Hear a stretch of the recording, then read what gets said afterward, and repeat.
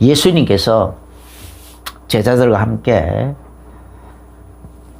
이제 그 갈릴리 그 호수 건너편으로 오늘날 말하면은 유다 그 이스라엘 땅에서 건너편 이제 그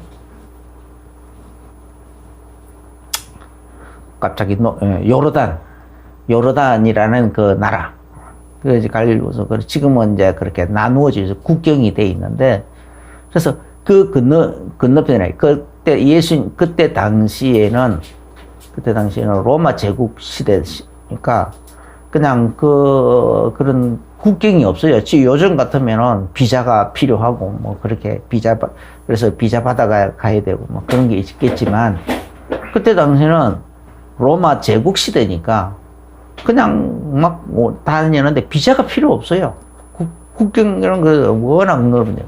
그래서 복음 전하기도 참 편했어요. 한 나라니까.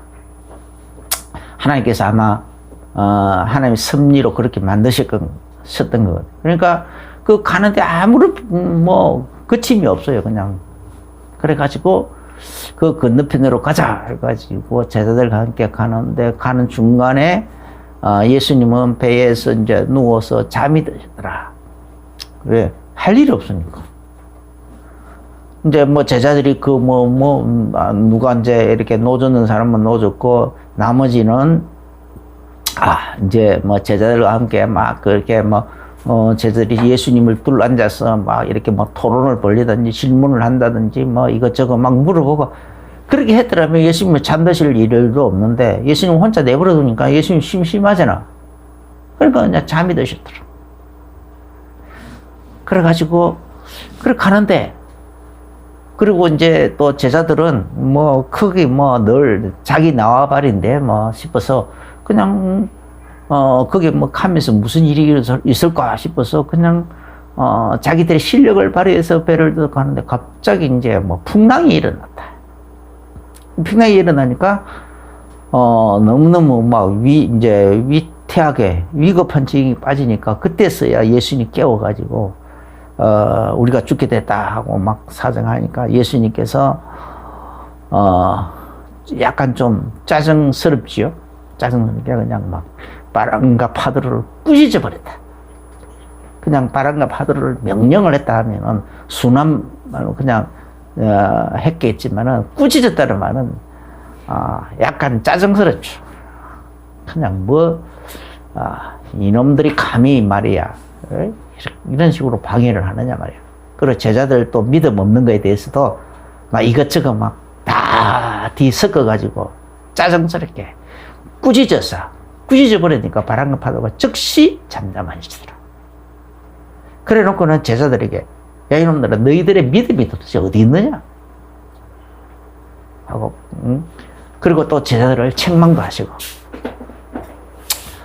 그런데 제자들은 또 그러니까 이 제자들 또 놀래가지고 도대체 이분이 누구시길래 바람과 파도를 명령하니까 바람과 파도까지도 이렇게 순종하나? 막 이런 장면이에요. 이런 장면. 그래서 오늘 제목은 너희 믿음이 어디 있느냐? 예수님께서 제자들을 향하여 꾸짖은 바로 그 말씀을 우리의 오늘의 그 제목으로 삼았어요. 오늘도 우리가 우리 자신을 이렇게 돌아봐야 돼요. 너희 믿음이 어디 있느냐? 세 가지가 있어요. 영적 배경이 어디냐? 우리 영적 배경에 대한 제자들은 영적 배경을 몰랐어. 그래가지고 이런 문제가 빠졌고, 두 번째는 예수님이 아직도 그 배 안에 주인이 안 돼 있어요. 세 번째는 예수님에 대해서 아직도 제자들이 예수님의 정체성에 대해서 아직도 뭘 잘 몰라. 예수님을 여전히 아주 과소평가할 정도가 아니고 완전히 밑바닥까지 끌어내려서 평가를 하고 있다 이 말이에요. 그러니 답답한 거예요. 예수님이 보실 때. 그래서 이 세 가지 일을 예수님은 이 세 가지 일에 대해서 교훈하시려고 아마 교훈하실 기회로 삼으신 거 아닌가라는 생각이 들어요. 첫 번째는 영적인 배경에 대해서 제자들이 무지한 거예요. 영적 배경이, 지금 그들이 건너가는 건너편 지방에는 누가 있느냐? 그라사 지방이라는 곳인데, 거기에 지금 2000이나 되는 군대 귀신들이 때로 뭉쳐가지고 어떤 사람 속에 들어가 있고 거기서 지배하면서 그래가지고 그 지역을 좀 험난하게 만들고 있는, 영적 분위기를 험난하게 만들고 있는 상태란 말이에요. 근데 예수님이 자기들을 향하여 곧장 지금 오고 있으니까 지금 이 귀신들 세계에서는 지금 완전히 초비상이 걸려버린 거예요. 비상이 걸렸어요. 그래가지고 어떻게 해서든지 발악이라도 한번 해보려고. 그러니까 이 그라사 지방에 있던 이 군대 귀신들 세계에서 지금 완전히 비상이 걸려가지고, 지금 저분이 오고 있다. 제자들과 함께 오고 있다. 큰일 났단 말이야. 그래가지고 비상 걸어가지고 마지막 발악이라도 해보려고 해서 그냥 파도를 막 치게 해가지고 못 오게 만들려고, 아니면은 아주 물속에 꼬르륵 빠지게 만들고, 하여간 방해를 해보려고 나름대로 막 하고 있는 거예요, 지금. 그럼 오늘날도 마찬가지로 지역마다 공중권세 잡은 자가 있어요. 공중권세 잡은 자가 반드시 있어요. 그 다음에 이제 그 공중권세 잡은 자 밑에 그 산하에 귀신의 세력들이 있단 말이에요. 그리고 다른 말로 하면은 그 공중권세 잡은 자를 우리나라에서는 터줏대감이다. 지역 고을마다 그 터줏대감이 있다. 그런 식으로 표현하기도 하고 그러죠. 그래, 그런 귀신들이 있기 때문에, 이런 영적인 배경과의, 우리가 전도를 한다는 것은 이런 영적인 배경과의 싸움이란 말이에요. 실제로 보니까 제자들이 나가서 전도할 때에, 그냥 예수 이름으로 귀신을 쫓아내고, 병든 자 고치고, 그리고 복음을 전해서, 하나님 나라를 그 집에 선포하고, 그랬을 뿐인데, 예수님은 분명히 사단이 하늘에서 번개처럼 땅으로 내려 꽂혀지는 것을 내가 봤다. 그렇게 하셨거든요. 그러니까 전도한다는 것은 이렇게 그 지역의 공중권세 잡은 자와 귀신의 세력들과 그것들이 딱 장악하고 있는 그리고 지배하고 있는 그런 불신자들, 그리고 수많은 그 사람들, 그들이 하수인이 되어 있는 그런 사람들에 대한 전쟁의 선포라면 전쟁 선포. 그래서 마태복음 12장에 예수님께서 그냥 먼저 그러니까 이렇게 귀신을 먼저 사단을 강한 자가 이렇게 뭔가를 움켜쥐고 있으면은 그 강한 자를 먼저 결박시키지 않고는 어떻게 강한 자의 손에 움켜쥐어져 있는 그를 구출해낼 수 있겠느냐 말이야. 그래서 먼저 그 지역의 공중권세 잡은 자, 이 사단을 내가 먼저 그 권세를 결박시켜버리고 깨뜨려버렸단 말이야. 권세를 깨뜨려버리고 거기에 잡혀있는 너희들을 귀신에게 사로잡혀 있는 자들, 질병에 저주에 사로잡혀 있는 자들을 내가 건져내고 있는 거다. 그래서 이미 내가 귀신을 쫓아내는 것은 하나님 나라가 너희 속에 임한 거다. 이렇게 성령으로 먼저 그렇게 딱 결박시켜서 하나님 나라 임하게 만든 거다라고 말씀하고 계시잖아요. 하고 똑같은 거란 말이에요. 그러니까 이제 그러면 이 원리는 교회 행사를 하고도 마찬가지예요. 교회도 마찬가지예요. 교회가 하나 세워지려고 하면은, 그래서 이런 사단의 세력들에 대하여 이런 영적인 비밀을 알고, 그리고 정식으로 전쟁을 선포해서 기도하는 사람들이 많이 일어나야 되는 거예요. 목사도 해야 되지만은 그런 성도들이, 일꾼들이 얼마나 일어나느냐에 따라서 그 교회가 부흥이 되기도 하고 시험이 들기도 하고 그러는 거예요. 그러니까 지금까지 지나오면서 보면은 교회 행사를 앞두고 있으면은 뭔가 그런 행사를 하고 아니면 교회가 어떤 틈이고도 막 부흥하려고 하는 분기점이 되고 그러면은 거의 대부분 보면 이 사단이 딱 방해를 먼저 해요. 사단이 항상 먼저 방해를 하고 있어요.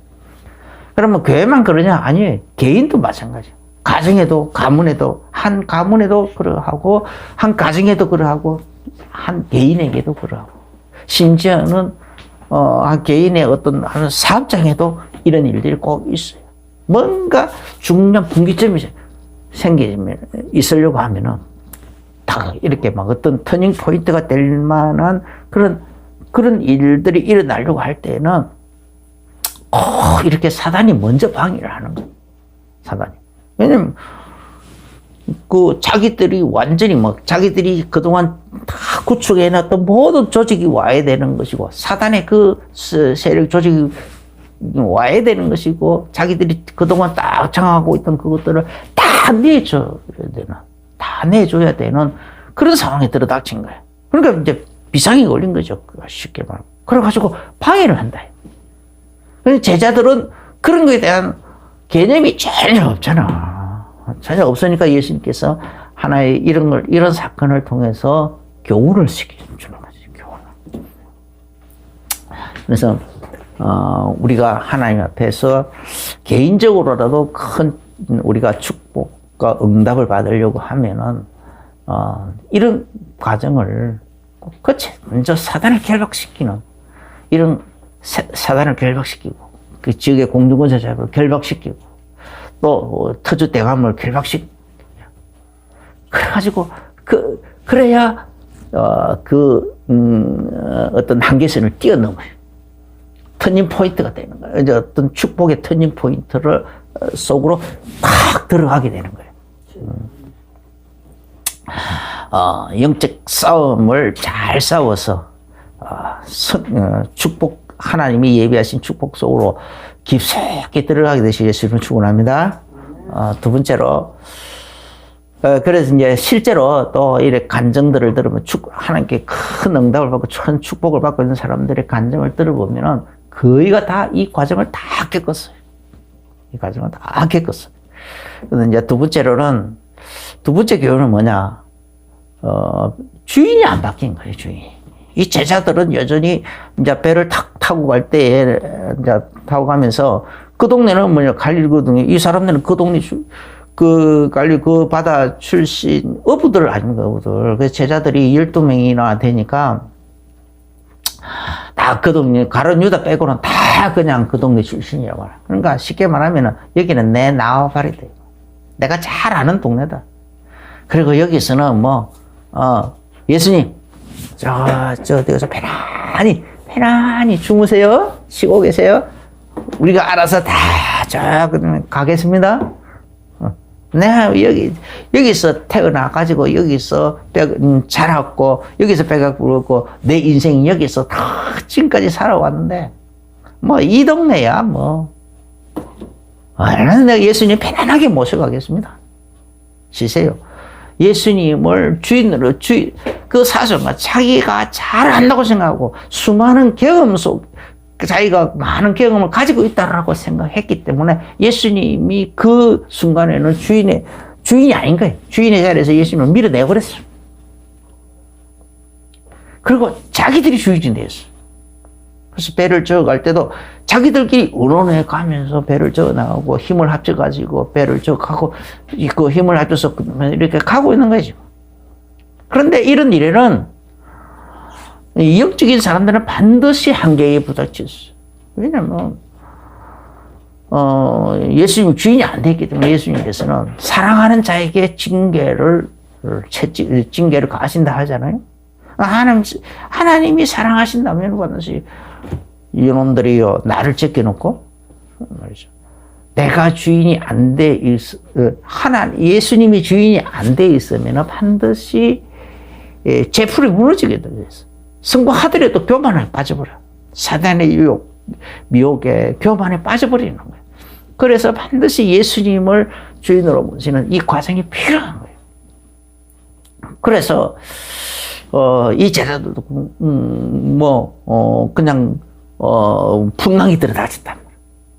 그냥 풍랑이 들어닥쳐가지고 풍랑이 들어닥치니까 그냥 보통 풍랑이 아니고 자기들의 경험의 범주, 자기들의 가지고 있던 경험으로 쌓여진 그 실력으로 해결할 수 없는 해결할 그 범주를, 능력의 한계를 벗어나버린 거예요. 그죠? 그 벗어나버린 문제가 들어닥친 거예요. 우리 인생 살다 보면요, 그런 경우가 참 많이 들어닥치잖아요. 진짜 하나님의 사랑하는 자, 정말로 하나님 사랑하는 자들은, 예를 들어서 의사들이, 자기는 현대의학으로 얼마든지 자기 건강을 지킬 수 있다라고 생각한다면은, 그 사람이 하나님의 사랑을 있는 자라면은, 하나님 그 생각 자체를 바꾸기 위해서 뭔가 일이 일어나요. 반드시 일이 일어나요. 정말 하나님의 큰 사업가로 하나님이 쓰시려고 하신다면은 큰 재물 얻을 능력을 주어가지고 그런 하나님의 숨은 경제에, 복음 경제에 주인공을 쓰시려고 하는 계획이 있다면은 반드시 하나님 자기의 한계를 경험하게끔 만들어서 깨뜨려. 자기가 자기 힘으로 할 수 있다라는 어떤 이거는 내 힘으로, 내 능력으로 할 수 있다라는 그 생각 자체가 깨져야 돼요. 깨져가지고 큰 일이든 작은 일이든 무엇이든지 예수님이 항상 주인이 되도록, 주인을 모시도록 만드는 거예요. 그러니까 요한복음 2장에도 보면은 갈릴리 가나의 혼인잔치 집에 예수님이 초청을 받아가지고 가 있는데 거기에 포도주가 모자랐단 말이에요. 그러니까 예수님을 손님으로 초청했어. 근데 예수님은 그냥 그 집에 포도주가 모자라는 거예요. 모자라서 다 떨어졌어. 그렇지만 그런데 예수님은 예수님의 어머니 마리아는 예수님이 누구인지 다 알잖아요. 그래서 이 집에 포도주가 다 떨어졌습니다. 라고 가서 예수님께 가서 만약에 얘기를 하는데 예수 어머니 얘기를 하니까 예수님께서 나하고 무슨 상관이 있냐. 그런 관심 없다 이런 뜻이 아니라 내 때가 아직 이르지 않았다라. 내 때가 아직 이르지 않았다. 그 말은 이 집에서 아직도 나를 자기들의 주인으로 안 모셨다라는 거야.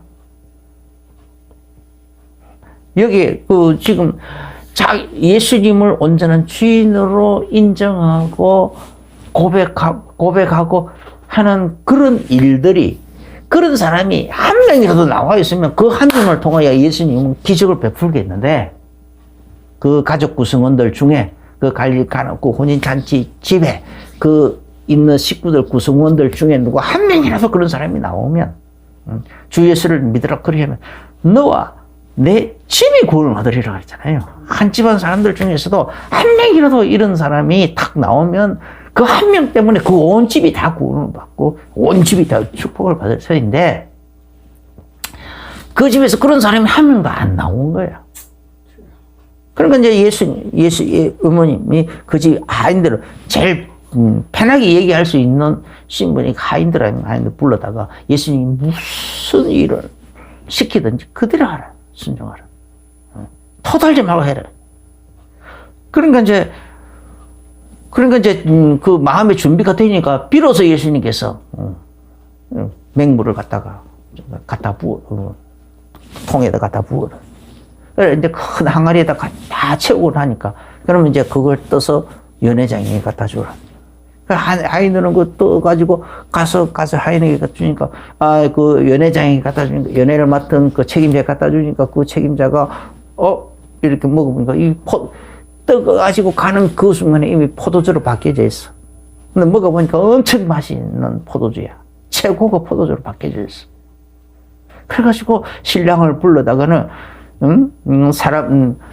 다른 집에서는 제일 먼저 고급 포도주를 내고 취한 다음에는 질이 낮은 포도주를 내는데 이 집에는 취한 다음에 늦게 좋은 포도주를 아직까지 두었다가 이제서야 내준다고 하면서 그런 말을 하더란 말이에요. 신기한 듯이 혹은 칭찬하는 듯이 아니면 책망하는 듯이 막 그런 식으로 감탄 그런 식으로 표현을 하는데 그 연회장은 모르고 신랑도 모르지만은 물도한 하인들은 알더라 이렇게 해서 알더라. 그 하인들은 예수님을 주인으로 모셨으니까 그 가족 구성원들 중에 그 하인들은 예수님을 주인으로 탁 모셔버리니까 인정해버리니까 순종할 준비가 돼버리니까 말씀에 순종할 준비가 돼버리니까 예수님은 그 하인들을 통하여 기적을 그 집에 베풀었더라 이 말이에요. 그 집의 문제도 해결하셨더라는 거죠. 그래서 마찬가지로 예수님은 이런 교훈을 지금 이 제자들에게 내고 있는 거예요. 너희들이 잘 안다고 생각했지만 너희들이 지금까지의 경험들을 통해서 이 바다를 잘 안다고 생각했고 너희들 자신 있게 나를 저 건너편까지 갈 수 태우고 갈 수 있다라고 생각했지만 봐라. 생각지도 못했던 이런 큰 풍랑 앞에 너희들이 가지고 있던 지금까지 실력이나 경험이나 그 지식이나 그런 것들이 무슨 소용이 있느냐 말이야. 너희들의 능력이라는 것이 평상시에는 표가 안 나지만 다 할 수 있는 다 할 수 있는 것처럼 그렇게 표가 안 났지만 막상 위급한 상황이 들어다니까 이 풍랑 앞에서 무슨 소용이 있냐 이 말이야. 인생도 마찬가지야. 너희 인생의 풍랑 앞에서 너 평상시 평안할 때는 표가 안 나는데 예수님을 주인으로 모셨건 안 모셨건 표가 안 났지만은 이런 풍랑이 딱 들어닥치면 인생의 풍랑이 들어닥치면은 예수님을 주인으로 모신 자와 모시지 않는 것에는 엄청난 차이가 난다 이 말이야. 차이 난다. 그걸 깨달으라는 거야. 그래서 아예 그냥 예수님을 주인으로 삼는 것. 예수님을 주인으로 모시고 주인으로 삼면서 무엇이든지 주인으로서 주인 앞에서 의논하고 예수님을 주인 자리에 모셔놓고 주인으로서 대접하면서 의논하고 주인으로서 인정하면서 의논하고 말이에요. 강구하고 부탁하고 그런 삶을 체질로 만들어라는 거예요. 그런 사상을 완전히 각인시키고 뿌리 내리고 그렇게 하라는 거예요. 할렐루야. 아멘. 예수님 지금 그런 교훈을 지금 하고 있는 거죠. 그래서 지금 예수님은 제자들에게 이런 지금 그냥 훈련 코스로 지금 사용하고 계시는 거죠. 그 다음에 또 이제 세 번째는 이제 세 번째는 너희 믿음이 어디 있느냐 하면서 막 이렇게 막 책망처럼 예수님 말씀하시잖아요. 예. 너희들이 지금까지 나를 주여 주여 하면서도 아직도 나를 모르냐 말이야. 나에 대한 정체성을 재확립하라. 그런 하나의 그 책망인 거죠, 책망. 교훈이에요, 교훈. 자꾸 너희들의 고정관념에 매여가지고 자꾸 나를 그렇게 폄하하지 말고 나에 대한 정체성을 좀 깊이 묵상해가지고 왜 내가 자꾸 하나님의 아들이라는 거? 하나님의 아들은 도대체 어떤 분이신가 말이야. 하나님의 아들이라는 그 능력의 범위가 뭐고 그 권세의 범위가 어떤 것이고 그 거룩의 범위가 어떤 것인가 말이야. 그 범주가 조금만 묵상해보면 뭔가 새로 보이지 않느냐 말이야. 새로운 게 보일 텐데 매번 그렇게 막 기적을 베풀 때마다 막 맨날 그렇게 놀래고 그렇게 하면 어떡하냐 이 말이야. 아직도 나에 대해서 너희들이 깊이 묵상을 안 하고 있는 거 아니냐. 나의 정체성에 대해서 너희들이 아직도 깊이 생각을 안 하고 있다라는 증거가 아니냐. 그러니까 자꾸 믿음 없는 소리만 자꾸 하고 있는 거예요. 그러니까 너희 믿음의 근거를 어디다가 두고 있느냐는 거예요. 예수님의 정체성에 대해서 깊이 묵상을 해가지고 믿음의 근거를 정말 예수님에게 깊이 뿌리를 내릴 수 있도록 그렇게 되시길 예수 이름으로 축원합니다. 지금 그걸 지금 예수님이 하고 계시는 거예요. 첫 번째는 그래서 예수님이 누구냐? 예수님의 정체성에 대해서 우리 제일 정립을 해야 되겠죠. 첫째는 뭐니 해도 하나님의 창조주 하나님의 본체를 말해요. 창조주 하나님. 그러니까 요한복음 1장 3절에 보면은 만물이 그로 말미암아 시험받았으니 시험 것이 하나도 그가 없이는 된 것이 없느니라. 하나도 그가 없. 만물이 그로 말미암아 시험받았다. 또 만물이 하나도 그가 없이는 된 것이 없다. 예수님 그분이 바로 이 창조주 하나님이시다. 그분을 말하면 모든 만물이 지어졌다. 골로새서 1장 16절에 그래서 그걸 줬는데 만물이 그에게 창조되되 하늘과 땅에서 보이는 것들과 보이지 않는 것들과 또 혹은 왕권들이나 주권들이나 통치자들이나 권세들이 다 그로 말미암고 그를 위하여 창조되었고 이렇거든요. 모든 것이 그러니까 눈에 보이는 만물뿐만이 아니고 눈에 보이지 않는 여러 권세들, 그죠? 이 형이상학적인 것들까지도 모든 것이 예수님으로 말미암아 나온 거다. 그리고 그 모든 존재하는 것들이 다 예수님으로 말미암았을 뿐만 아니라 예수님을 위해서 만들어져 있고 또 예수님에 의하여 지금도 존재하고 있는 거다. 그들의 존재의 근원이 다 예수님에 의한 거다. 이걸 지금 설명하는 거예요. 예수님 누구라고요? 창조주 하나님. 창조주 하나님 그분이시다. 그런데 그 말씀, 그죠? 말씀으로 그렇게 생각하신다. 그분이 육신을 입고 오신 분 아니냐 말이에요. 이렇게 창조주 하나님의 본체라는 걸 좀 생각하고 좀 나를 대라. 그런 말씀이지 않습니까? 두 번째, 그 다음에 이제 두 번째로는 만물의 대주관. 만물의 대주관자. 만물의 주인이시다. 그래서, 골로새서 1장 17절에 또한 그가 만물보다 먼저 계시고 만물이 그 안에 함께 쓰느니라. 16절 후반절에도 만물이 그를 말미암았고 그를 위하여 있고 또 그에 의하여 있고. 근데 그 안에 17절에 만물이 그 안에 다 함께 존재 목적이라는 거죠. 그래서 시편 147편 15절에 예수님 15절부터 이렇게 보면은 예수님께서 그러니까 창세기 1장에 보면은 말씀으로 예수님 말씀으로 천지를 창조하셨잖아요. 그런데 그분이 누구? 그 말씀으로 천지를 창조하신 그분 누구냐? 예수님이시단 말이에요. 7번 있으라. 그러니까 그대로 그냥 우리 눈에 보이는 이 모든 것들이 다 우리가 살고 있는 거, 누리고 있는 거, 모든 것들이 다 그 창세기 중에 7번 있으라 하는 그 결과로 지금 생겨난 것이란 말이에요. 그런데 그와 동일한 말씀으로 지금도 만물을 운행하고 계시는 거예요. 만물을 운행하고 계시는 거예요. 욥이 조금 교만한 소리 하고 이상한 소리 막 하니까 욥기서 40장 보면은 예수님께서 여호와께서 폭풍 나오면서 욥에게 너는 대장부처럼 허리를 통이고 내가 내 앞에서 내 묻는 말에 대답해보라 하면서 네가 뭘 이걸 하느냐 저걸 하느냐 우주적인 얘기를 하고 이 별이 서로 공룡이 이래 떠 있어서 서로 이렇게 균형을 맞추고 있는 거 그거 네가 알느냐? 할 수 있느냐?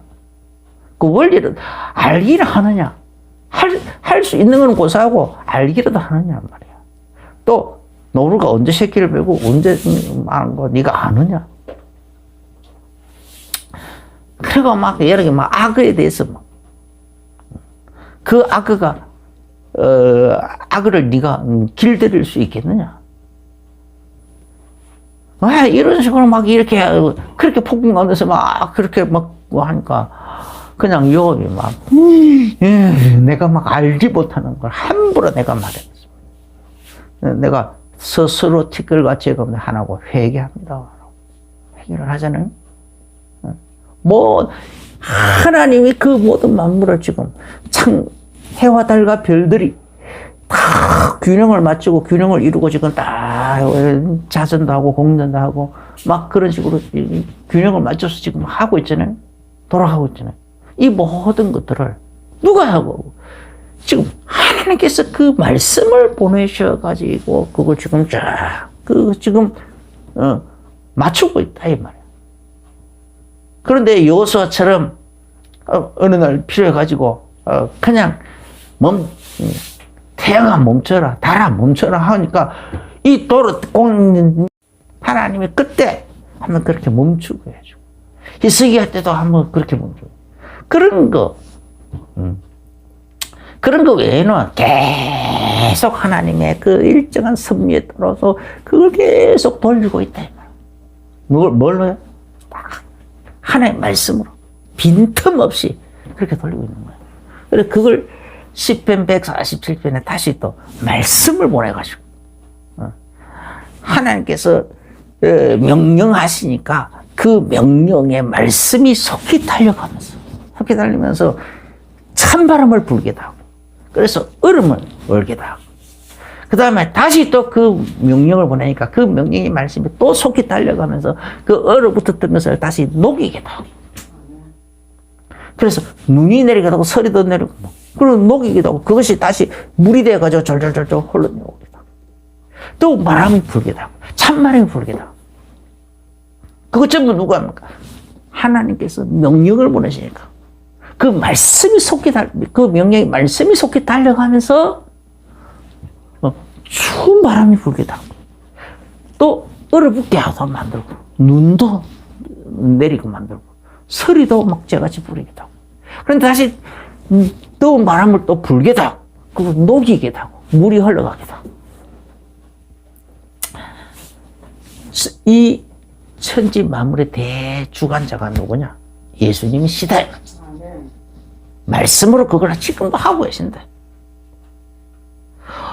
그런 분이, 그러니까, 그런 분이 지금 내 안에 너희와 함께 있고, 너희들의 지금 내가 주라고, 혹은 너희들은 계속 주님이라 주인으로 계속 아직도 구원의 주로 또 자기들의 완전한 주인으로 그렇게 막 모시지 못하고 어떤 때는 선생이라 불렀다가 어떤 때는 자꾸 그딴 막 이렇게 막 호칭도 막 헷갈리고 맨날 헷갈리고 그렇게 하고 있는데 정체성을 빨리 지금 확립하라는 거예요. 나에 대해서 제대로 좀 묵상해보고 내가 하나님을 내 아버지라 부르고 내가 그분을 아들이라 부르는 거 메시아라 부르는 거 이런 거에 대해서 너희가 기록된 말씀을 통해서 좀 깊이 묵상을 해보면서 비밀을 깨달으라는 거예요. 147편 그래서 시편 147편 20절 21절에서는 그 말씀 그 속이 달려가는 그 말씀을 이스라엘에게는 계명으로 율례로 법도로 드러나게 보여주었다는 거예요. 그 말씀이 계속 운행하는 그 말씀이 역사하는 어떤 때는 복을 주고 어떤 때는 저주가 되고 하는 그 율례와 법도를 그 계명을 하는 그런 보여주셨다라는 걸 보여주셨다. 어떤 때는 생명을 얻게 하고 어떤 때는 사망의 길이 되고 그걸 보여주셨다라는 거예요. 할렐루야. 그 얼마나 큰 축복이냐 말이에요. 축복이냐. 그런데 그 말씀이 육신을 입고 오신 분이다. 지금 너희들과 함께 있지 않느냐. 어떤 날 이 원리가 싹 믿어지고 깨달아지니까요. 어떤 날은 나도 이게 확실하게 어느 날은 믿음이 확 생기니까 어느 날 가는데 자전거를 타고 가는데 빨리 이제 밤새도록 교회에서 이제 기도하고, 그리고 이제 아침에 일어나서 이제 집으로 가가지고, 이제 집에 가서 아침 밥 먹고 이제 일을 하러 나가야 되는데, 이제 일할 사람들이 이제 우리 집에 이제 오게 돼 있어. 그러니까 그냥 빨리 가야 되는 거야. 새벽에 이제 새벽에 마치고 막 자전거를 타고 가는데 막 갑자기 돌풍이 확 불어오는 거야. 돌풍이 막 불어가지고 자전거가 약간 오르막 경사가 약간 비스듬하게 있는데 그 밋밋한 경사길로 올라가는데 평소에 가기도 했는데 막 이렇게 막 돌풍이 막 불어오니까 자전거가 앞으로 나가지를 않아. 도리어 뒤로 막 밀려가는 거야. 얼마나 바람이 세든지. 그래 갑자기 이제 이게 막 믿음이 딱 생기는 거예요. 이제 그날 이제 그 전날 저녁에 밤에 이제 막 그렇게 기도할 때 막 묵상했던 거니까. 그리고 바람을 보고 명령을 하는 거예요. 천지만물은 하나님의 말씀을 들을 기가 있고 순종해야 될 의무가 있다. 하나님 말씀. 그러니까 그렇다면 내가 지금 예수 이름으로 명령하는 이 명령도 너희 들을 기가 있고 순종해야 될 의무가 있는 거 아니겠느냐. 그래서 그냥 내가 지금 하나님 자녀인 내가 지금 빨리 가야 되는데 이 돌풍이 이렇게 불어가 방해하고 있으면 어떡하냐.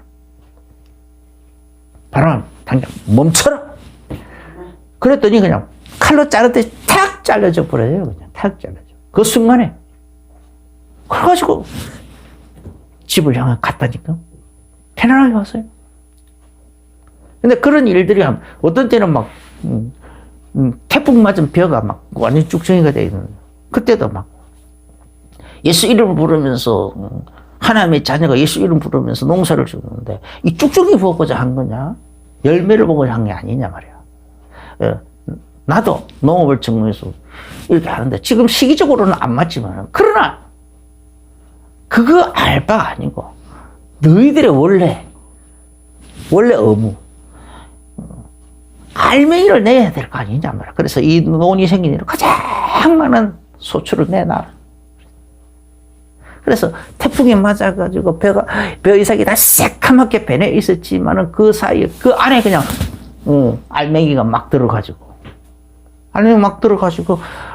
나중에는 처음에는 다 쭉정이였는데 내가 잡아보니까 다 쭉정이야. 그냥 알이 하나도 안 들었어. 나 기가 막혀가지고 어분이 생겨가지고 하나님 자녀가 예수 이름 부르면서 막 이렇게 막 농사를 지은 논인데 이 논이 이런 식으로 하면 불신자들 얼마나 보고 조롱하겠느냐 말이야. 그래서 그냥 어분이 생겨가지고 명령을 했는데 나중에 그 벼 이삭이 이렇게 막 그 방아 찍을 때 보니까 막 이삭이 시커멓게 변해 있어요. 시커먼 그 색깔은 안 변했는데 알맹이는 다 꽉꽉 차 있어. 그러니까 그냥 이 도정을 하니까 막 하얀 뺑기가 나오는 거예요. 하나님께서 그렇게도 해주시더라. 그러니까 이런 하나님 말씀, 이렇게 예수님의 정체성에서 깊이 묵상을 해보면 믿음이 생긴다니까. 네 믿음이 어디 있느냐? 믿음의 근거를 우리가 하나님 말씀에다가 그 예수 그리스도에게다가 자꾸 이렇게 깊이 묵상을 해보면은 거기에다가 근거를 두고 묵상을 하면은 믿음이 생겨나게 돼 있어. 그렇게 해서 믿음이 있는 자가 되기를 예수님을 축원합니다. 그 다음에 이제 세 번째는 만물의 심판주의 심판. 베드로후서 3장 7절에 보면은 이제 하늘과 땅은 그 동일한 말씀으로 불사르기 위하여 보호하신 바 되어 경건치 아니한 사람들의 심판과 멸망의 날까지 보존하여 두신 것이라. 보존하여 두신 것이라. 하나님이 동일한 말씀으로 창조의 말씀과 동일한 말씀으로 또 천지 만물을 그렇게 운행하고 계시는 그 말씀과 동일한 말씀으로 심판의 말씀도 다 했는데 그 심판의 말씀이 운행하지 못하도록 작동하지 못하도록 속히 달려가지 못하도록 잠시 보존하고 있다. 그걸 계시록 6장에서는 인을 7개 인으로 다 봉인하더라는 거예요. 할렐루야. 7개 인을. 그래서 그 봉인했던 그 인을 어린 양 예수님께서 그 봉인을 딱 떼고 나면 그때부터 그 7개 봉인을 다 떼면은, 하나하나 뗄 때에도 징조가 나타나지만은 7개의 봉인을 다 떼고 나면은 그때부터 7 나팔 재앙이 일어나고 7 진노의 대접 심판이 나타나고 하는 거예요. 7년 대환란이 시작하는 거죠. 예수님은 이렇게 만물의 주인이시다. 심판주이시다. 심판주의. 그리고 적 그리스도와 그 거짓 선지자들을 심판하여 무정행에 가두기도 하고 거짓 선지자는 지옥불에 먼저 던져넣기도 하고. 그래서 천년왕국에 우리는 또 생명의 부활로 나아가기 위해서 천년왕국 속에 들어가게 했다가 천년왕국이 끝나는 날 하나님은 이제 이 하늘과 땅 다 심판, 불사르게 보존하여 둔 것을 했잖아요. 그 말은 그대로 그냥 이 모든 거 다 지옥 불 속에 집어 던져 넣어서 불타 없애버리고 새 하늘과 새 땅, 새 예루살렘 성을 하나님 새로 만들어가지고 그 안에서 우리는 영원히 살게 되는 겁니다. 생명의 부활의 몸으로 된 이번 우리가 그곳에서 영원히 살게 될 것이라. 이렇게 심판주로 오신 예수님이시다. 이런 분이 지금 육신을 입고 오셔가지고 배 안에 있는데 이 제자들이 지금 자꾸 그분에 대해서 깊이 생각 안 하니까 자꾸 이런 실수를 하게 되는 거예요. 우리도 마찬가지로 이런 예수님이 지금 우리를 위하여 살을 찢어주고 물과 피를 쏟아주고 하는 그런 우리의 모든 허물과 죄악을 다 짊어지시고 우리 연약함을 다 짊어지시고 하는 그 일을 다 이루었다. 요한복음 19장 30절 다 이루었다 하셨잖아요.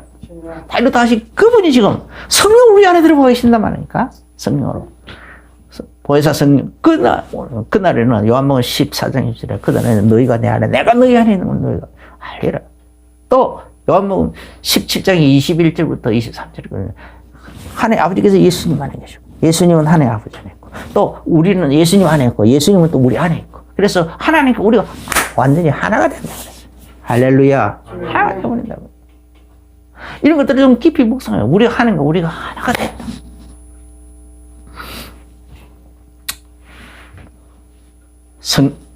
성리하게 되시기 예수 이름으로 축원합니다. 지금 시간이 다 됐는데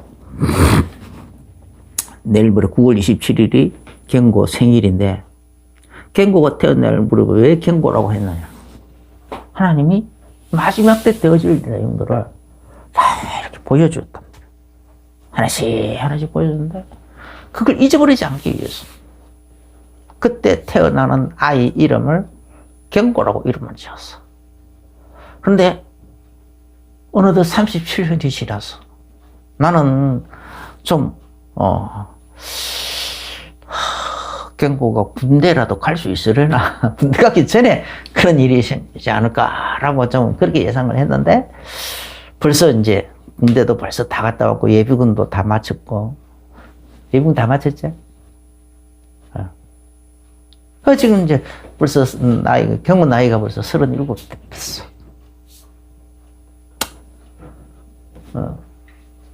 지금 여러 가지 되어져 가는 중앙들을 보면 더더욱 가까워진 것 같아. 이번에 일어난 전쟁도 예사롭게 보이지도 않아요. 전년도 벌써 올해 각종 지진과 재난이 막 있을 것이라고 그러는데 지진만 해도 진도 7 이상을 대지진이라고 그러거든요.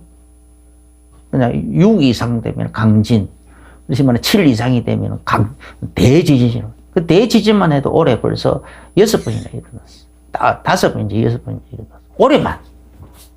그 흔한 게 아니에요. 근데 이건 너무나 가까이 오는 여러 가지.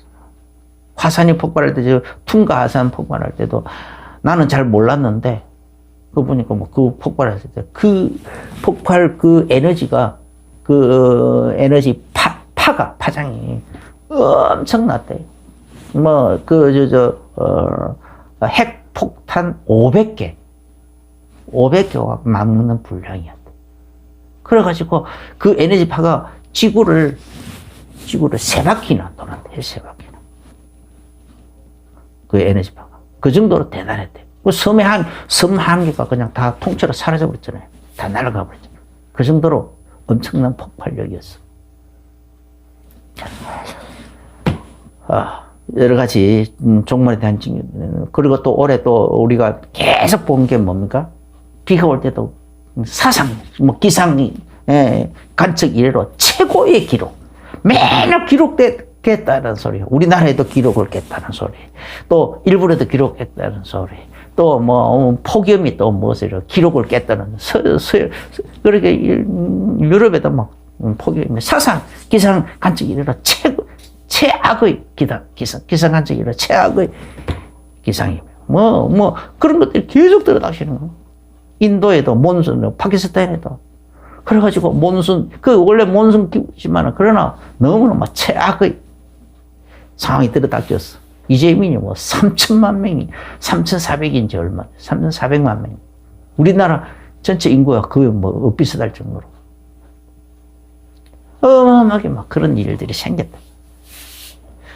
우리 지금 뭐 와 한꺼번에 다 들어닥치니까 무관하게 무디어져 가지고 지나가고 있지만 지금 마태복음 24장 1절부터 14절에 있는 그 징조가 나타나고 있는 것 같아요. 그럴 때 정신 차리고 믿음을 다 회복하게 되시겠으면 축원합니다. 기도하겠습니다. 주 예수님 감사합니다. 오늘 우리들에게 이렇게 내 믿음이 어디 있느냐 하는 예수님의 이 책망을 명령으로 받고 우리와 함께 계시는 예수님에 대해서 우리를 구원하신 예수님에 대해서 깊이 그 정체성에 대해서 더욱더 깊이 묵상하여 이 예수님을 나의 주인으로도 모시고 그래서 이 예수 이름을 앞세워서 영적인 싸움을 싸워가면서 승리하고 그리고 하나님의 영광을 가는 곳곳마다 드러내는 증인들이 될 수 있도록 축복하여 주옵소서. 예수님 이름으로 기도합니다. 아멘. 이제는 우리 주 예수 그리스도의 크신 은혜와 하나님 우리 아버지의 지극하신 사랑하심과 성령님의 내주인 교통 충만하신 그 은혜가 오늘 말씀을 받으면서 아멘으로 하다고 하며 중요한 결론과 결단을 내리며 나가는 모든 성도들에게 이제로부터 영원까지 항상 함께 계실지어다. 아멘.